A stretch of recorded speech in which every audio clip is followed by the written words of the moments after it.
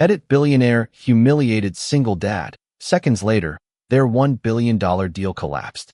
What could possibly connect one humiliating moment to the sudden collapse of $1 billion deal? And what could happen in mere seconds to change something worth so much? Hello, everyone, and welcome back to the channel.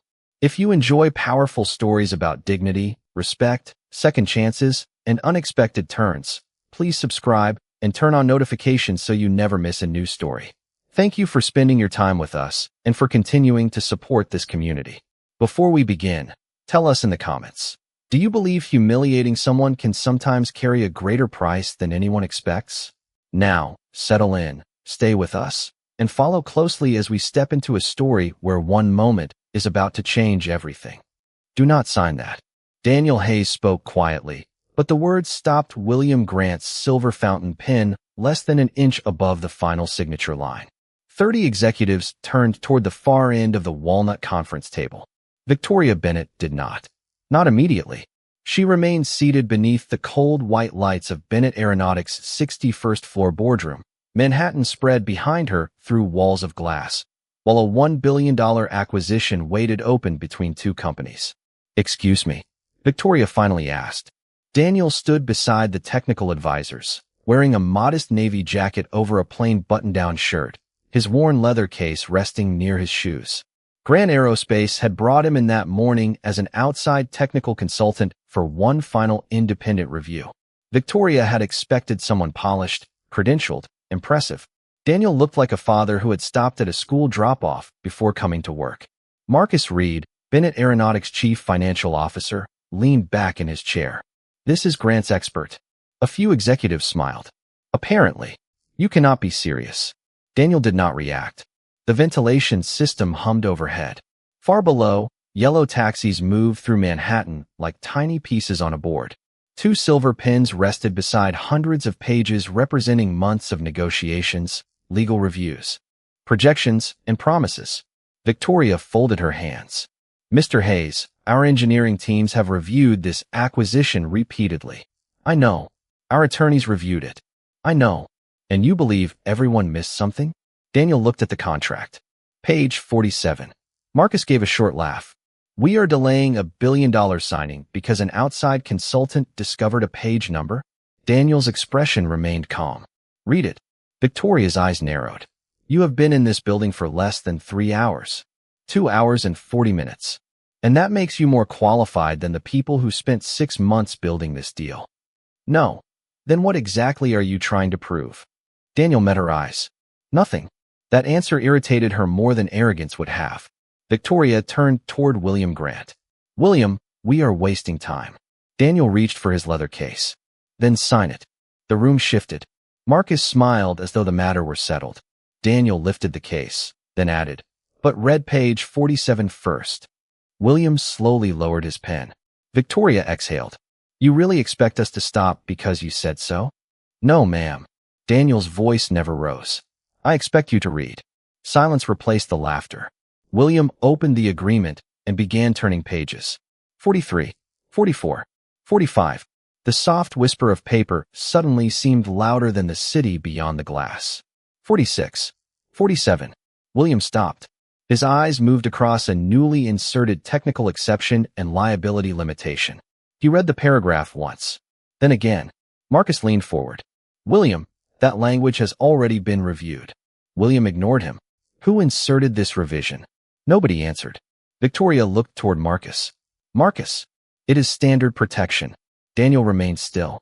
William removed his glasses. "Protection from what?" Marcus hesitated. 1 second. 2. 3. William closed the agreement and placed the silver pen beside it. "We are not signing today." Victoria stared at him. "William, not until this is explained." The room went completely silent. Moments earlier, Daniel Hayes had been the easiest man there to dismiss. Now, every executive in the room was looking at him. Victoria believed the quiet single father had just destroyed the largest deal of her career. She did not yet understand that he might have saved it. "Dad, you are 6 minutes late." Sophie Hayes stood beneath the blue awning outside Roosevelt Elementary with her purple backpack hanging from one shoulder and the solemn expression of a 10-year-old delivering an official verdict. Daniel stepped out of his aging Ford pickup and checked his watch. 6 minutes. 6 minutes and 23 seconds. That sounds expensive. It is. You owe me hot chocolate. For the first time since leaving Bennett Aeronautics, Daniel smiled. Less than an hour earlier, he had watched a room full of powerful executives fall silent around a $1 billion contract. Now the most important negotiation in his life concerned whipped cream and whether Sophie could order the largest size. He took her backpack and opened the passenger door. How was school? Better than your meeting, probably. Daniel paused. What makes you say that? Sophie climbed inside. You have your quiet face. I have several quiet faces. No. You have one quiet face and one pretending not to worry face. Daniel shut the door before she could study him any longer.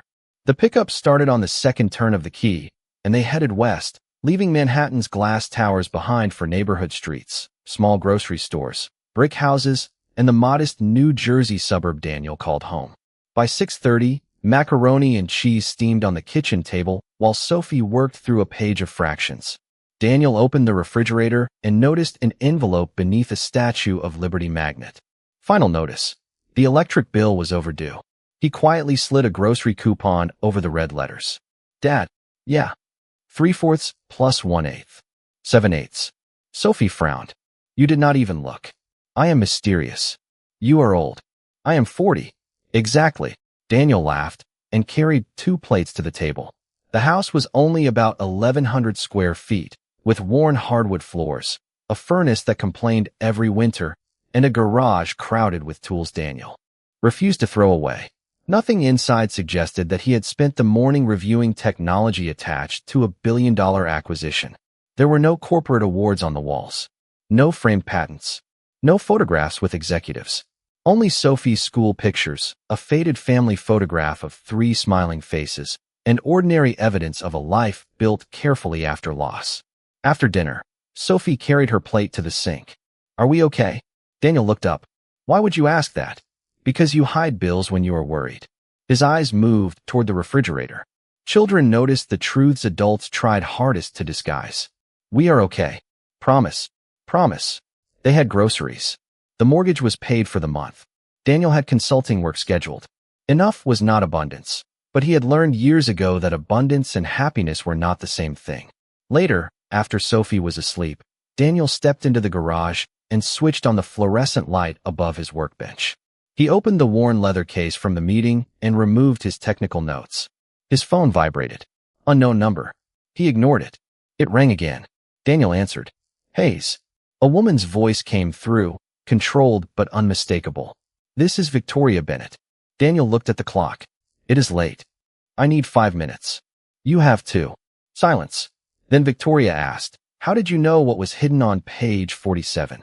Daniel looked toward the old wooden cabinet above his workbench. I did not know it was hidden. Then how did you find it? Because the language did not belong there. Another silence. Daniel, Marcus says it is standard liability protection. It is not. How can you be certain? Daniel lowered his voice so he would not wake Sophie. Because I found the problem this morning. He paused. Marcus Reed knew about it 3 weeks ago. 3 weeks. Victoria repeated. Daniel could hear the disbelief beneath the control in her voice. That is what the revision history shows. Marcus told me the final technical review was clean. Then you should ask Marcus why he said that. Daniel reached for a small wrench and tightened the loose handlebar on Sophie's bicycle. Victoria went silent for a moment. You cannot drop something like this on me and walk away. I am standing in my garage. You know what I mean. Yes. Then help me understand. Daniel glanced toward the door leading into the house. Tomorrow. My daughter is asleep. Daniel, this concerns $1 billion acquisition. And Sophie has school at 8:15. Victoria had spent most of her adult life watching people cancel dinners, vacations, anniversaries, and family plans when she called. Daniel Hayes was ending a conversation about $1 billion because his 10-year-old daughter needed breakfast in the morning. Good night, Miss Bennett. The line went quiet. Victoria remained in her Manhattan office long after the city lights had filled the windows. The unsigned agreement rested on the conference table outside, page 47 marked with a yellow tab. She opened her laptop and typed Daniel Hayes into a search field. At first, she found exactly what she expected. Independent systems consultant, New Jersey, Scattered contract work, no executive title, no glossy interviews, no carefully polished corporate biography. "Who are you?" she whispered. She searched deeper. An archived engineering journal appeared. Then a patent record. Daniel Hayes. Systems architecture. Adaptive control integration. Fail-safe redundancy. Victoria opened another record. His name appeared again. A third placed his name first. Her posture changed. She called Melissa Carter, Bennett Aeronautics Director of Executive Research. "Melissa, I need a complete professional history on Daniel Hayes. Tonight. Tonight. What are we looking for?" Victoria stared at the patent database. "I am not sure yet."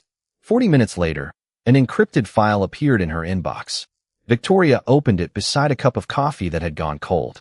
12 years earlier, Daniel had worked at Halcyon Advanced Technologies. Not as a junior engineer, not as a contractor. He had risen to lead systems architect, managing projects involving control systems, redundancy, and predictive safety architecture. Internal records described him with unusual consistency, exceptional judgment, discipline, leadership, uncompromising technical integrity. Then, 6 years earlier, the trail stopped. No announcement that he had joined a competitor. No executive appointment. No industry interview explaining his departure. Daniel simply vanished from the corporate engineering world. Victoria leaned closer. Why? She scrolled backward through his project history until one name caught her attention. Meridian Adaptive Control Framework. Her fingers stopped above the keyboard. Meridian. She had seen that term repeatedly during the acquisition review. Victoria opened Bennett Aeronautics' confidential technical folder and placed the current system architecture beside Daniel's old project record. The modern platform had different branding, different components, and years of revisions, but certain structural principles looked unmistakably familiar. Her phone rang. Marcus Reed. Victoria watched his name flash across the screen before answering. "We need to control this before Grant's team starts asking questions," Marcus said. "Did you know?" Silence. "Know what?" 3 weeks ago. Marcus exhaled. "Victoria, technical teams flag concerns constantly. That was not my question. The risk was manageable. You told me the review was clean." Another pause. "Do not let an outside consultant turn a technical footnote into a crisis." Victoria looked at Daniel's old record. "A technical footnote? That is exactly what it is." "Then why did you change the liability language?" Marcus did not answer. Victoria slowly closed the acquisition folder. The $1 billion no longer frightened her as much as the silence on the other end of the phone. And for the first time since Daniel Hayes had walked into her boardroom, she was no longer wondering why he had stopped the deal. She was wondering why a man with his history had never once asked anyone in that room to recognize his name. "Tell me exactly what you found." Victoria's voice carried no trace of the impatience Daniel had heard in the boardroom the day before. At 8:30 the next morning, she sat across from William Grant in a smaller conference room at Bennett Aeronautics while Marcus Reed occupied the chair nearest the door. Daniel joined by secure video from Grant Aerospace's technical office in New Jersey. On the table rested 3 documents: the original engineering review, the revised risk memo, and page 47 of the acquisition agreement. Daniel spoke calmly. "The company you plan to acquire modified an older control architecture to improve response time and reduce operating costs." Marcus interrupted. "That modification passed testing under normal operating conditions," Daniel said, "which represent nearly all projected use." "Nearly all is not all." William leaned forward. "What happens outside normal conditions?" Daniel brought up a systems diagram. "The platform balances information across several control channels. If one channel fails, another verifies the data. That redundancy is what keeps a bad reading from becoming a bad decision." Victoria studied the diagram. "And the modification changed that?" "It weakened one verification layer." "Why?" "Speed. Cost. Performance." Marcus folded his arms. "You are describing a rare combination of failures." Daniel nodded. "I am." "How rare?" "Rare enough that it may never happen." Marcus looked toward Victoria. "There. That is the context missing from yesterday," Daniel continued. "And serious enough that if it does happen, the system may continue operating when it should automatically shut down." The room became quiet. The ventilation system whispered overhead. William looked down at page 47. "So this language shifts responsibility if that failure occurs." "Yes," Daniel said. Victoria turned toward Marcus. When did you learn this? The engineering team raised a theoretical concern 3 weeks ago. Theoretical? That is what it was. Then why revise the liability clause? Marcus hesitated. To protect Bennett Aeronautics. Without telling me, I was protecting the transaction. 3 short sentences, each colder than the last. Victoria looked at the risk memo. You marked this resolved. Because commercially, it was manageable. Daniel's expression did not change. Engineering does not become safe because accounting can price the risk. Marcus gave him a thin smile. Easy to say when you are not responsible for thousands of employees and shareholder expectations. That is true. Daniel paused. I am responsible only for what I put my name on. William closed the memo. And you would not put your name on this system? Not as it stands. Victoria looked toward Daniel's image on the screen. Yesterday, she had treated his quietness like weakness. Now Marcus was filling the room with explanations, while Daniel needed only facts. How much could this cost us? She asked. Financially, start there. Potentially hundreds of millions of dollars, depending on deployment and contractual exposure. And beyond money? Daniel waited before answering. It is a control system intended for real-world operations. If the safeguards are uncertain, people who never attended this meeting could eventually depend on decisions that system makes. Victoria felt the meaning beneath his restraint. Why did you warn us? Daniel frowned slightly. Because it was my job. That is not what I mean. She held his gaze through the screen. After the way I spoke to you yesterday, you could have handed William your report and let Bennett Aeronautics deal with the consequences. Marcus shifted uncomfortably. Daniel remained still. Your manners do not make bad engineering safe. William lowered his eyes, almost smiling. Victoria did not. You could have walked away. Yes. Why did you not? Daniel glanced down at his notes. When he answered, his voice was quieter. Because people I will never meet may depend on that system someday. No anger. No victory. No attempt to make her feel small. Victoria looked at Marcus, then at the altered clause line between them. She had spent years believing leadership meant protecting the deal, protecting the company, protecting the number at the bottom of the page. Daniel had just reminded her that responsibility extended to people whose names would never appear on any contract. William gathered his papers. The original signing remains suspended until we have an independent technical review. Victoria nodded. Agreed. Marcus stared at her. Victoria, think about what this delay could cost. She looked at page 47. I am beginning to think about what signing it could cost. Then she turned back toward Daniel's file on her laptop, where one old project name still waited unanswered. Meridian Adaptive Control Framework. You came all the way to New Jersey to see an old circuit board? Daniel asked. Victoria stood at the edge of his open garage late Saturday afternoon, looking almost out of place without a conference table between them.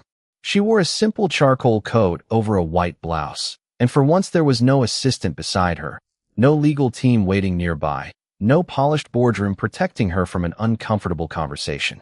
I came to understand Meridian, she said. Daniel wiped his hands on a shop towel. That sounds more expensive. I have had an expensive week. A faint smile crossed his face before he stepped aside. Come in. The garage smelled of coffee, motor oil, and freshly cut wood. Sophie's bicycle leaned against one wall beside a red toolbox. Above the workbench, a hand-drawn sign read Dad can fix almost anything. Victoria noticed the word almost had been underlined twice. Then she saw the object sitting beneath the fluorescent light. It was a compact metal housing connected to aging circuit boards and carefully bundled wires. A faded label remained attached to one corner. Meridian Prototype 4. Victoria stopped. That cannot be what I think it is. Depends what you think it is. An original Meridian control prototype. Daniel nodded. Then yes. She stepped closer without touching it. Why do you have it? Because I built it. Victoria looked at him. You worked on Meridian. I led the original architecture team.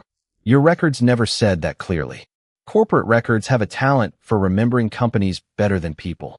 She looked back at the prototype. The billion-dollar platform Bennett Aeronautics had nearly acquired was sleek, modern, and vastly more sophisticated, but its foundation was here, sitting between an old coffee mug and a set of screwdrivers in a suburban garage. How much of the current system came from this? She asked. The modern platform has been rewritten many times. Different hardware, different software, different teams. But some of The core redundancy philosophy began here. Victoria slowly exhaled. You could have told me. When, in the boardroom, you were not interested in my resume. The words were gentle. Somehow that made them harder to hear. I deserve that. I was not trying to punish you. That makes it worse. Daniel looked at her. Victoria continued. If you had announced that you helped design Meridian, everyone in that room would have treated you differently. Exactly. Is that not what you wanted? No, why? Daniel rested the shop towel on the bench. Because the warning should have mattered before anyone knew my name. The garage went quiet. Outside, a lawn mower hummed somewhere down the street, and dry leaves moved across the driveway in the afternoon breeze. Victoria looked again at the old prototype. Would the truth have mattered more if I knew your resume? Daniel asked. She had no answer. The door from the house opened. Sophie appeared carrying 2 glasses of lemonade. Dad, you forgot your drink again. Then she noticed Victoria. Oh, hi. Daniel's face softened instantly. Sophie, this is Victoria Bennett. Sophie offered Victoria one of the glasses. You can have mine. I made too much. Victoria accepted it. Thank you. Dad says people think better when they are not thirsty. Daniel sighed. I have apparently created a philosopher. Sophie smiled and disappeared back into the house. Victoria watched the door close, then noticed an old family photograph near the workbench. Daniel stood beside a smiling woman, with a much younger Sophie between them. Your wife? She asked softly. Daniel's expression changed. Emily. Victoria looked from the photograph to Meridian. Is she why you left Halcyon? For several seconds, Daniel said nothing. Then he placed one hand on the old prototype, as though touching a life he had once belonged to. Meridian is why people used to know my name, he said. His eyes moved toward the photograph. Emily is why I stopped caring whether they did.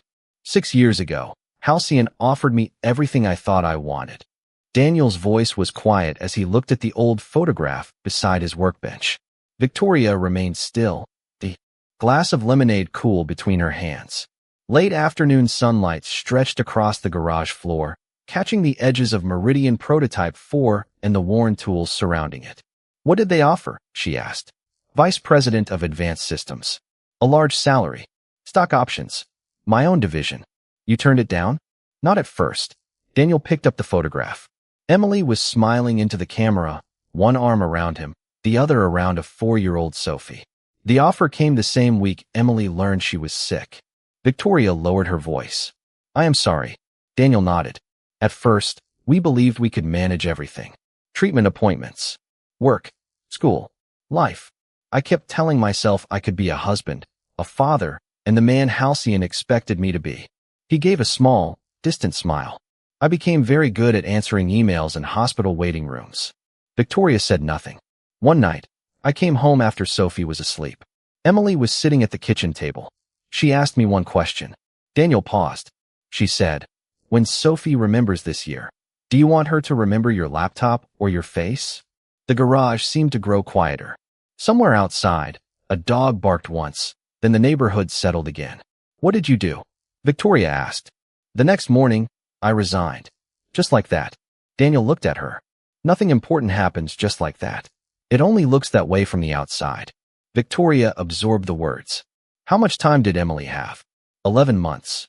Daniel placed the photograph back carefully. 11 months of breakfasts. 11 months of school drop-offs. 11 months of terrible movies and pancakes I kept burning because Sophie insisted on helping. His smile returned briefly. We spent a weekend at the Jersey Shore when Emily felt strong enough. Sophie collected shells for 3 hours and refused to leave any behind. And Halcyon kept going. Meridian kept going. Without you. Of course. Daniel turned toward the prototype. That was another lesson. Companies tell talented people they are indispensable because it keeps them running. Then one day you leave, and the elevators still work. Victoria looked down at her lemonade. Her entire adult life had been built around becoming indispensable. Did you ever regret it? Daniel answered without hesitation. Not once. You walked away from a future that could have made you wealthy. I walked toward my family. 3 words. No bitterness. No self-pity. Victoria looked through the open garage toward the modest house, the aging Ford pickup, and Sophie's bicycle leaning against the wall. 2 days earlier, she would have seen evidence of a man who had failed to maximize his potential. Now she saw the cost of a choice he had made willingly. After Emily passed, "Why did you not go back?" she asked. Daniel's eyes moved toward the kitchen door. "Because Sophie had already lost one parent. You could still have had a career." "I do have a career. You know what I mean." "Yes." He smiled gently. "And that is the problem." Victoria frowned. Daniel continued. "People hear that I left Halcyon and assume my life became smaller. It did not. My priorities became clearer." Victoria thought of the boardroom, the silver pen, the billion-dollar agreement, and the way she had measured Daniel before he had spoken. "I called you insignificant without using the word," she said. "You were under pressure. Do not make excuses for me." Daniel raised an eyebrow. "All right. I judged you by your clothes, your title, and what I thought you had accomplished." "Yes. You could soften that. You asked me not to make excuses." A quiet laugh escaped her. Then her expression became serious again. "Daniel, I am sorry." He nodded, but did not rescue her from the discomfort. Victoria finally understood why. Grace was not pretending a wrong had never happened. Grace was allowing someone the dignity of admitting it. As she walked toward her car, she looked back once. Daniel was already inside the house because Sophie had called him for dinner. He had once stood within reach of wealth, prestige, and corporate power, then willingly stepped away. For the first time, Victoria understood that Daniel Hayes had never disappeared from a bigger life. He had simply chosen the life he believed mattered more. "I do not want your money." Daniel closed the offer folder and pushed it gently across Victoria's desk. 3 days had passed since their conversation in his garage, and Bennett Aeronautics was still operating under an independent technical review. Marcus Reed had been temporarily removed from direct oversight of the acquisition, while the board examined how the risk disclosure had been handled. Victoria had expected Daniel to welcome what she was offering. Instead, he looked almost relieved to refuse it. "You have not even read the entire package," she said. "I read enough. Senior Vice President of Systems Integrity. A starting salary of $400,000. Equity. Full benefits. Authority to rebuild our technical review process. It is generous." "Then what is the problem?" "It is not the life I want." Victoria leaned back. Outside her office windows, Manhattan shimmered beneath a pale afternoon sky. "You could give Sophie financial security for the rest of her childhood." Daniel's expression changed. "Sophie is secure." Victoria immediately recognized the line she had crossed. "I did not mean otherwise. I know. Your electric bill was overdue. And I paid it. You drive a truck that takes 2 tries to start. Sometimes 3. Daniel." Victoria. She almost smiled, but the frustration remained. "Most people would call this opportunity life-changing. Maybe I already had the life-changing opportunity." She knew exactly what he meant. "Emily. Sophie. 11 months. Time." Victoria looked down at the folder.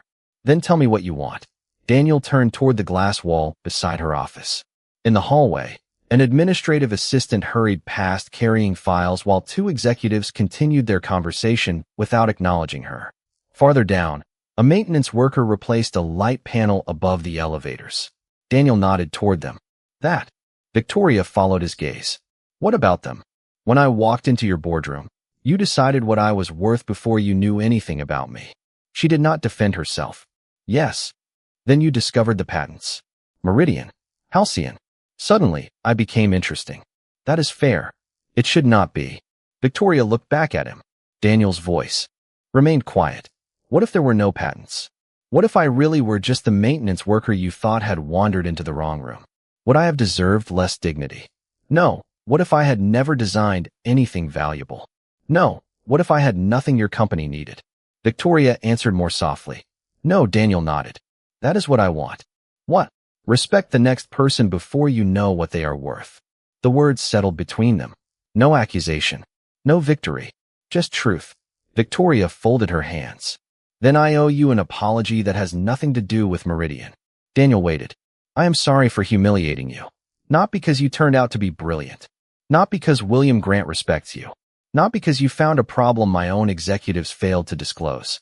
I am sorry because none of those things should have been required for me to treat you like a human being." Daniel watched her for several seconds. "That apology I accept." Victoria released a breath she had not realized she was holding. "The executive job? Still no. You are remarkably difficult." Sophie says stubborn. She sounds perceptive. Painfully, a quiet warmth entered the room, something neither of them tried to name. Victoria opened another folder. Temporary consulting contract. Help our engineers rebuild the safeguards and review the system independently. No executive title. Daniel considered it. I leave by 4:30 when Sophie needs me. Agreed. No weekend meetings unless something truly matters. Agreed. No executive parking space. Victoria blinked. Why? My truck might embarrass the building. She laughed, genuinely this time. Anything else? Daniel stood and offered his hand. One thing. What? Make sure the truth can reach this office even when you do not like the person carrying it. Victoria took his hand. Agreed. As Daniel walked toward the door, she understood that something between them had changed, but it was not romance yet, and neither of them needed it to be. Respect had arrived first. Trust was beginning to follow. And for Victoria Bennett, who had spent years believing power meant being the most important person in the room, learning to recognize the dignity of everyone else might become the most important work she had ever done. If you sign this version, you may keep your company. If you refuse, the board may decide you are the problem. Marcus Reed stood at the far end of the conference table, his voice measured, almost gentle. 2 weeks had passed since Daniel began consulting for Bennett Aeronautics, and the independent review had confirmed what he feared. The system required a substantial redesign before anyone could responsibly approve it.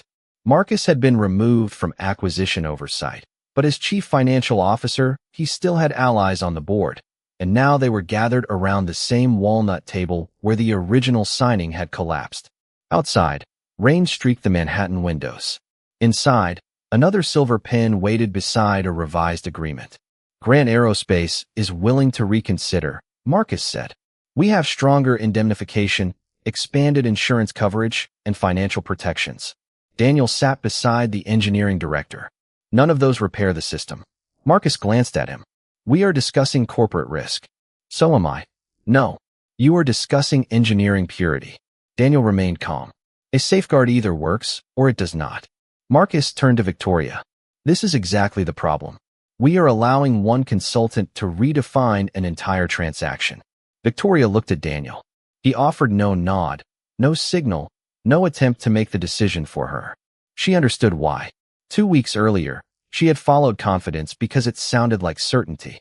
This time she would have to choose without borrowing someone else's courage. What happens if I sign? She asked. Marcus answered quickly. The acquisition proceeds. And if I refuse? We lose the current deal. My position? Marcus hesitated. The board could call for a leadership vote. Free answers. Free prices. The room became still. Victoria picked up the silver pen. Marcus relaxed slightly. Daniel looked toward the ring. Then Victoria placed the pen sideways across the contract. No, Marcus stared at her. Victoria, we are not signing. Think about what you are doing. I finally am. She stood and faced the board. Bennett Aeronautics will disclose the complete technical findings to Grant Aerospace and commission an external review of our internal reporting process. We will not purchase a system with an unresolved safeguard failure simply because lawyers found a way to distribute the liability. One director shifted uneasily. This could cost hundreds of millions. Victoria nodded. Then, that is the cost of correcting the decision before it becomes a larger one. Marcus closed his folder. You are sacrificing a billion-dollar opportunity. No, the original opportunity is already gone. Her voice remained quiet. What I am refusing to sacrifice is our integrity. Marcus looked around the table, but nobody spoke. Victoria continued. Your removal from acquisition oversight remains in effect. The board's independent investigation will determine what happens next. For the first time, Marcus had no answer. He gathered his papers and left. The door closed softly behind him. Victoria remained standing. Well, she said after a moment, that may have ended my career. Daniel finally looked at her. Maybe. She gave him a tired smile. You are terrible at reassurance. You did not ask for reassurance. What did I ask for? The truth. Later that afternoon, William Grant called. Victoria answered from her office while Daniel packed his worn leather case nearby. We received your disclosure, William said. I understand if Grant Aerospace walks away permanently, Victoria replied.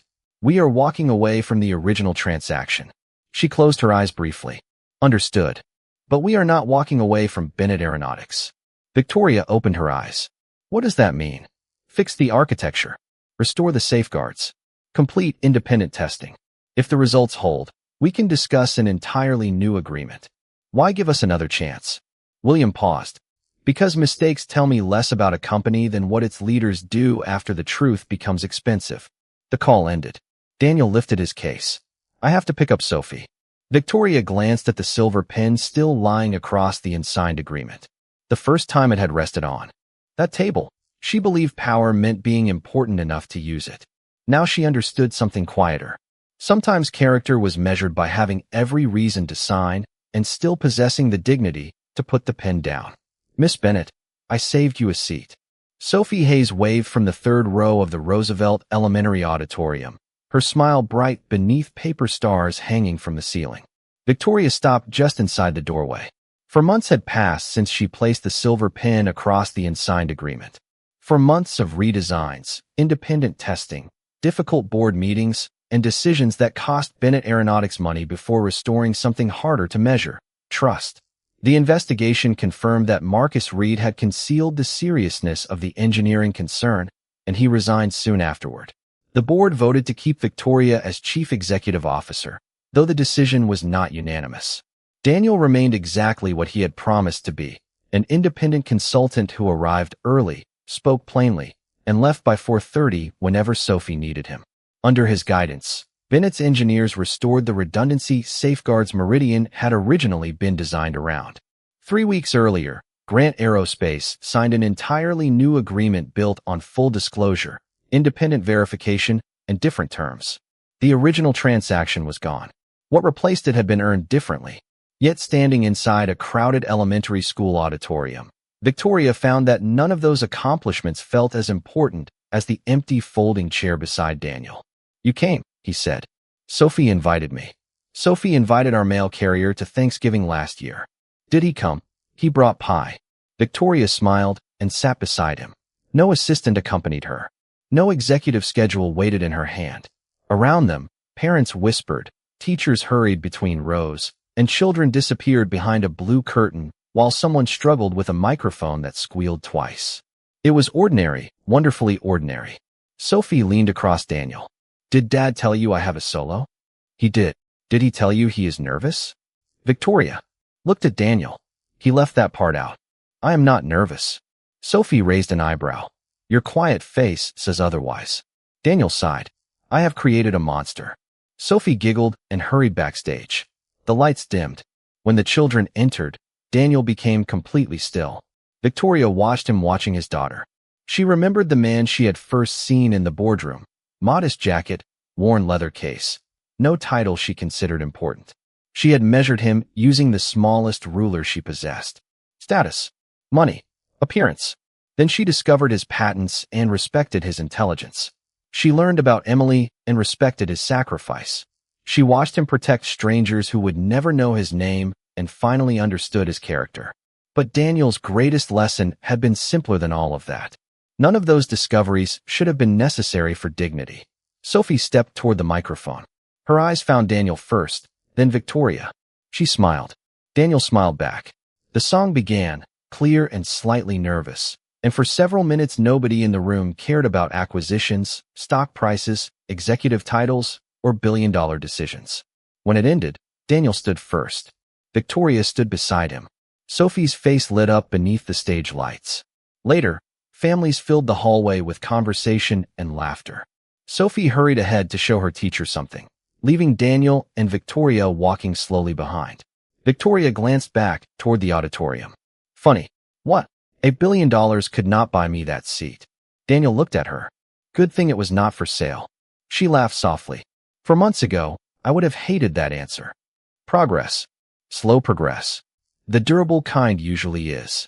They continued toward Sophie, neither rushing to define what was growing between them.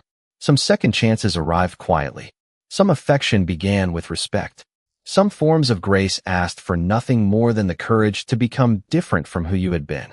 Daniel had never needed a boardroom to prove his worth, and Victoria had needed to lose certainty before she could understand why. Money could measure the deal. It could measure the company, the contract, and every number written across a balance sheet. But it could never measure the man.